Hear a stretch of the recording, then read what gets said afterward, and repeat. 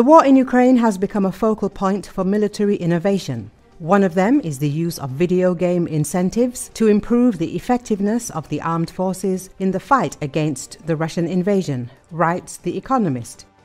The system ensures that successful drone operators receive new drones before their less effective counterparts. This process is now being modernized with what Mikhailo Fedorov, Ukraine's Minister of Digital Transformation, has called Amazon for the military, a scheme that allows units to buy combat gear with points earned by destroying Russian vehicles and other targets, the article explained. It is noted that the term gamification, which emerged in the early 2000s, is used in many areas, namely from healthcare and customer loyalty programs to education and workplace productivity. Participants accumulate points. Leaderboards, progress indicators, levels and badges are common. In some cases, points can be converted into rewards that go beyond the pleasure of winning as defined by the game, the publication emphasized. Gamification entered the drone war in August 2024 when the government's drone procurement initiative, the Drone Army, launched a bonus system. Drone warfare lends itself well to gamification because all kills are recorded by the same drone cameras used to fly aircraft, and there is already a system in place to register them.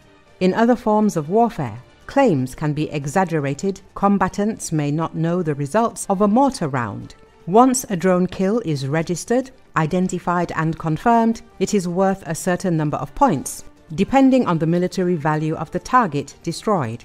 The Economist noted, this means that a drone operator who destroys a T-90M tank with a disposable drone will earn enough points to earn his unit 15 more drones. This system incentivizes operators who seek out high-value targets. At the same time, as the publication writes, despite the fact that Ukraine produced 1.5 million drones last year, there are never enough of them. In particular, the 414th Separate Brigade of Unmanned Systems, better known as the Birds of Magyar, has effectively implemented this system. According to official data, the brigade is now responsible for 8% of Russian armored vehicles destroyed by Ukraine.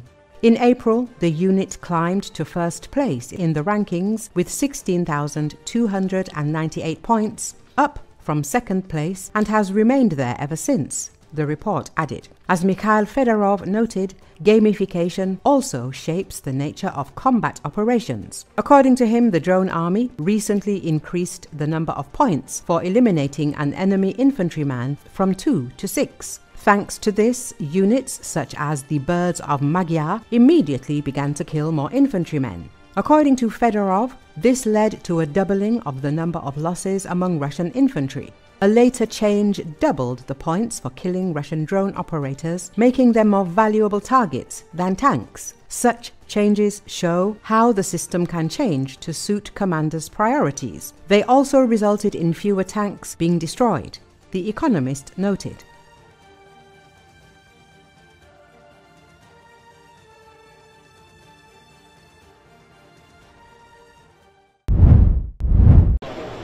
Political and business leaders arrived in Rome on Thursday for the 4th annual conference on rebuilding Ukraine. According to Associated Press, Italy is hosting the recovery event that seeks to promote public-private partnerships on defense, mining, energy and other projects, as uncertainty grows about the U.S. commitment to Kyiv's defense. Premier Giorgia Meloni and Ukrainian President Volodymyr Zelensky were opening the meeting, which gets underway as Russia accelerated its aerial and ground attacks against Ukraine with another night of pounding missile and drone attacks on Kyiv. German Chancellor Friedrich Merz, Polish Prime Minister Donald Tusk, European Commissioner Ursula von der Leyen, as well as economy and/or foreign ministers from other European countries are in attendance. Italian organizers said 100 official delegations were attending and 40 international organizations and development banks. But there are also 2,000 businesses, civil society, and local Ukrainian governments sending representatives. They are participating in a trade fair, complete with booths, on the grounds of the ministerial-level meeting at Rome's funky new, Cloud, Conference Center in the fascist-era Euro neighborhood.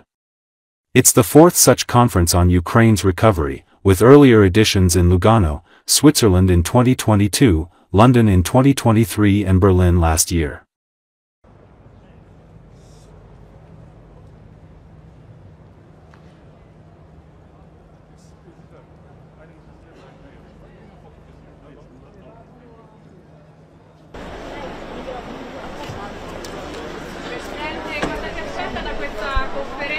Buongiorno.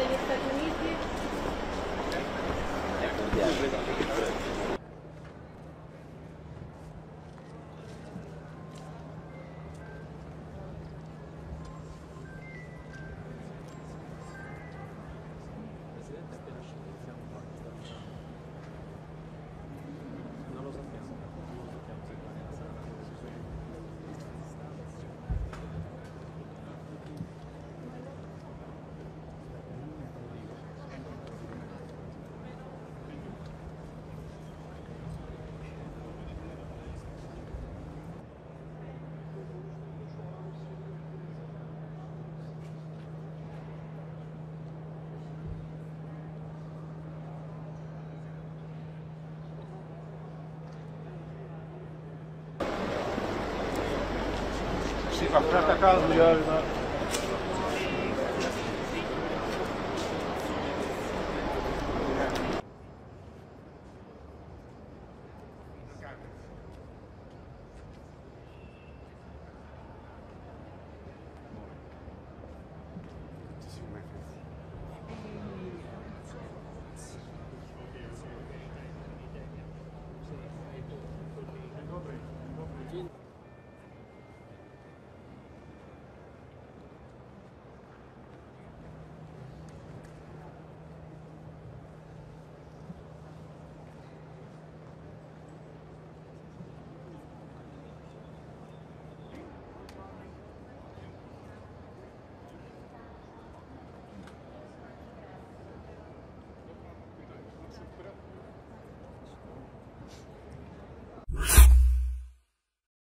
Ukraine President Volodymyr Zelensky met with Pope Leo XIV on Wednesday and thanked him for the Vatican's efforts to return children taken by Russia and again suggested the Vatican could host peace talks.